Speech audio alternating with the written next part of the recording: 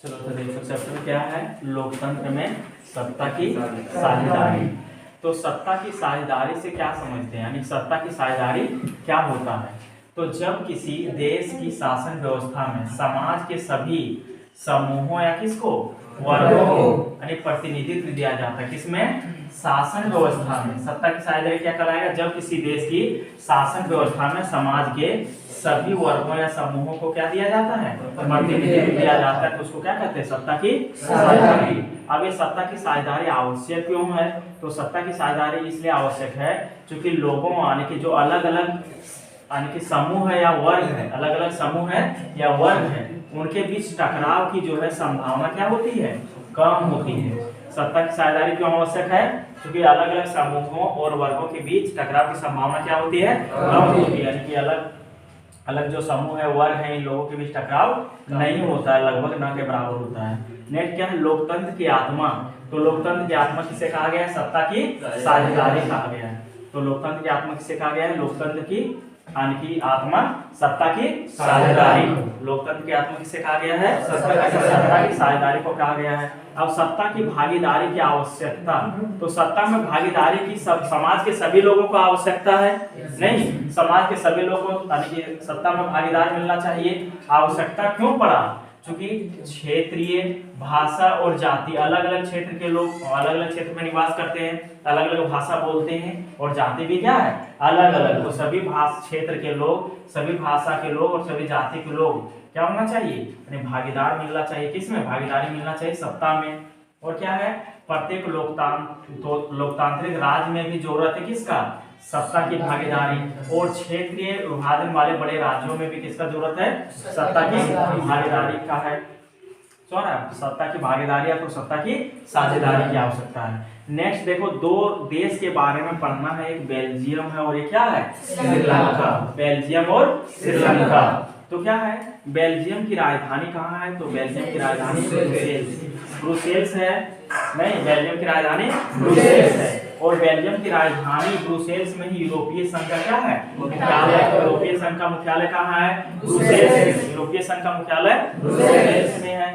अब यहाँ बेल्जियम में जो है प्रमुख रूप से दो भाषा बोलने वाले लोग रहते हैं। कितने भाषा, दो भाषा, फ्रेंच और डच। फ्रेंच और डच, जिसमें फ्रेंच जो है 59% लोग बोलता है और 40% लोग जो है डच, यानी डच कितना है 59% और फ्रेंच कितना परसेंट है, 40%। तो ज्यादा किस भाषा को बोलने वाले लोग हैं, डच है। कितना परसेंट, 59%। इसलिए इसको क्या कहा गया, बहुसंख्या। बहुत ज्यादा संख्या में, ज्यादा संख्या में तो बहुसंख्या कहा गया।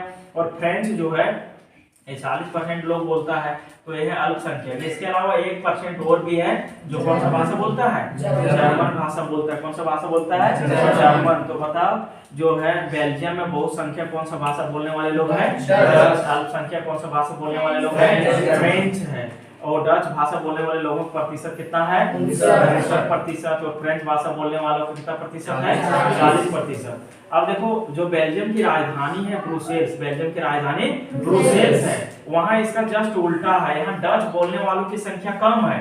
ब्रुसेल्स की राजधानी में जो है यानी कि बेल्जियम की राजधानी ब्रुसेल्स में डच भाषा बोलने वालों की संख्या क्या है, कम है, 20%। और फ्रेंच भाषा बोलने वालों की संख्या क्या है, 80%। लेकिन जो है डच जो है ज्यादा समृद्ध और शक्तिशाली है। बेल्जियम की राजधानी कहाँ है, ब्रुसेल्स। ब्रुसेल्स में डच भाषा बोलने वालों की संख्या कम है और फ्रेंच भाषा बोलने वालों की संख्या क्या है, अधिक है। लेकिन समृद्ध और ज्यादा ताकतवर कौन सा भाषा बोलने वाले लोग हैं, डच है। संख्या में कम है लेकिन यानी कि ज्यादा समृद्ध और ताकतवर है, कौन, डच भाषा बोलने वाले। अब देखो 1950 से 1960 के बीच टकराव हो गया था बेल्जियम में दो भाषा के लोगों के बीच, डच और फ्रेंच। तो डच और फ्रेंच बोलने वाले भाषा के लोगों के बीच 1950 से 1960 के बीच यानी कि टकराव चलते रहा और तनाव बढ़ गया। दोनों के बीच क्या हो गया, तनाव बढ़ गया, जिसके चलते वहां के संविधान में संशोधन करना पड़ा। कितना संविधान संशोधन किया, 4। तो बेल्जियम में कितना संविधान संशोधन किया गया, 4। किसके बीच में, 1970 से 1993 के बीच में। 1970 से 1993 के बीच में बेल्जियम में 4 संविधान संशोधन किया गया, और जिसके तहत जो है डच और फ्रेंच दोनों भाषा बोलने वाले लोगों को क्या किया गया, यानी कि मंत्रियों की संख्या क्या किया गया, बराबर किया गया, समान किया गया।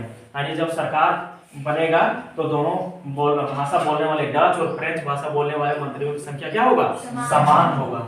अब ये देखो सरकार जो है सामुदायिक सरकार किस देश में है, तो बेल्जियम में है। सामुदायिक सरकार किस देश में है, बेल्जियम में। बेल्जियम में केंद्रीय सरकार है, राज्य सरकार और कौन है, सामुदायिक सरकार है। बेल्जियम में 3 स्तर की सरकार है, केंद्रीय सरकार, राज्य सरकार और सामुदायिक सरकार है।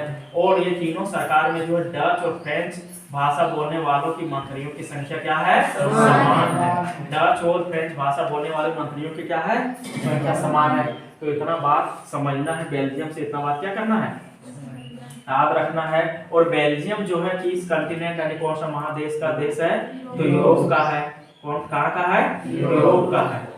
तो ये भी याद रखना है। तो बेल्जियम कौन सा महाद्वीप का देश है, तो यानी यूरोप का है बेल्जियम। अब नेक्स्ट जानना है किसके बारे में, श्रीलंका।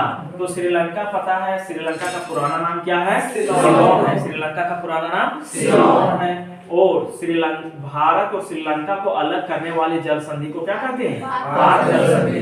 भारत और श्रीलंका को अलग करने वाली जल संधि को पाक जल संधि कहते हैं। और श्रीलंका जो है द्वीपीय देश है। किस प्रकार का देश है, द्वीपीय देश, यानी चारों ओर किससे घिरा हुआ है, समुद्र से घिरा हुआ, चारों समुद्र से घिरा हुआ देश को द्वीपीय देश कहा जाता है। अगला है, और जो है श्रीलंका में 2 भाषा प्रमुख रूप से बोला जाता है, एक सिंहली और एक कौन सा, तमिल। एक सिंहली और तमिल। इसके अलावा यानी कि ये तुम्हारा सिंहली और तमिल दोनों भाषा है, ये दोनों क्या है, भाषा है। और इसके अलावा वहाँ ईसाई धर्म को मानने वाला भी लोग है नहीं। और जो सिंहली धर्म के लोग हैं वो कौन सी भाषा को मानने वाला है, बौद्ध धर्म। कौन सा भाषा, यानी कौन सा, यानी सिंहली भाषा वाला कौन सा धर्म मानता है, बौद्ध धर्म। और जो तमिल है, तमिल दिख रहा है कुछ इसमें यानी कि हिंदू है, कुछ इसमें क्या है, इस्लाम धर्म को मानने वाला है नहीं। तो कुछ हिंदू धर्म को मानने वाला और कुछ है इस्लाम धर्म को मानने वाला। और ये कुछ यानी कि ईसाई है, कुछ ईसाई धर्म को मानने वाला है नहीं। तो बहुसंख्यक श्रीलंका में कौन सा भाषा बोलने वाला लोग है, सिंहली भाषा बोलने वाला। तो सिंहली भाषा कितने लोग बोलता है श्रीलंका में, 14%। सिंहली भाषा श्रीलंका में कितने % लोग बोलता है, 14%। और तमिल भाषा कितने % लोग बोलता है, 18%। तमिल भाषा 18%। और ईसाई धर्म को मानने वाला लोग कितना है, कितना %, 7%। ये धर्म है, ये भाषा नहीं है। ईसाई जो है ये क्या है, धर्म है, भाषा नहीं है। यहाँ भाषा क्या है, सिंहली और क्या है, तमिल। ईसाई धर्म है। तो सिंहली लोग मानता है बौद्ध धर्म को, और तमिल लोग कुछ हिंदू धर्म को मानने वाला और कुछ इस्लाम धर्म को मानने वाला है। और श्रीलंका जो है आजाद कब हुआ, तो श्रीलंका 1948 में आजाद हुआ। श्रीलंका कब आजाद हुआ, 1948 में आजाद हुआ। अब देखो जब आजाद हुआ श्रीलंका, इसके बाद श्रीलंका में संविधान संशोधन किया गया। कब, 1956 में। श्रीलंका में संविधान संशोधन कब किया गया, 1956 में किया गया। जिसके तहत क्या प्रावधान किया गया, तो 3 मुख्य बात याद रखना है। संविधान संशोधन में क्या किया गया, तो बौद्ध धर्म को श्रीलंका का राजकीय धर्म घोषित कर दिया गया। कौन से धर्म को, बौद्ध धर्म को। तो श्रीलंका का राजकीय धर्म कौन सा धर्म बन गया, बौद्ध धर्म। यानी श्रीलंका का राजकीय धर्म भी वर्तमान में कौन सा है, बौद्ध धर्म है। जो कब ये लागू किया गया, 1956 में संविधान संशोधन के तहत। और सिंहली भाषा को जो है राजभाषा घोषित कर दिया गया 1956 में संविधान संशोधन करके सिंहली भाषा को श्रीलंका में कौन सा भाषा घोषित कर दिया गया, राजभाषा। इसके अलावा और क्या किया गया, विश्वविद्यालयों और सरकारी नौकरियों में सिंहली भाषा को ज्यादा प्राथमिकता दिया गया। कहाँ, विश्वविद्यालय और सरकारी नौकरियों कौन से भाषा को ज्यादा प्राथमिकता दिया गया, सिंहली भाषा को। तो 3 बात याद रखना है, बौद्ध धर्म को श्रीलंका में राजकीय भाषा घोषित किया गया, सिंहली को राजभाषा, और विश्वविद्यालय और सरकारी नौकरियों में सिंहली को प्राथमिकता दिया गया। कब, 1956 में संविधान संशोधन करके। अब यहाँ 2 शब्द याद रखना है, एक है इलम, एक है लिटे। ये क्या है, इलम। इलम का मतलब होता है सरकार। इलम का मतलब क्या होता है, सरकार। इलम मीन्स क्या होता है, सरकार। यानी श्रीलंका में सरकार को कहा जाता है इलम। श्रीलंका में सरकार को क्या कहा जाता है, इलम कहा जाता है। और लिटे जो है श्रीलंका का उग्रवादी यानी आतंकवादी संगठन है। क्या है, उग्रवादी संगठन। लिटे क्या है, तो श्रीलंका का उग्रवादी यानी कि आतंकवादी संगठन है। तो लिटे कहाँ का उग्रवादी संगठन है, श्रीलंका का। कहाँ का है, श्रीलंका का। अब नेक्स्ट देखो, सरकार का विभिन्न अंग तो सरकार का यंग है कार्यपालिका, न्यायपालिका और विधायिका। सरकार का यंग क्या क्या है?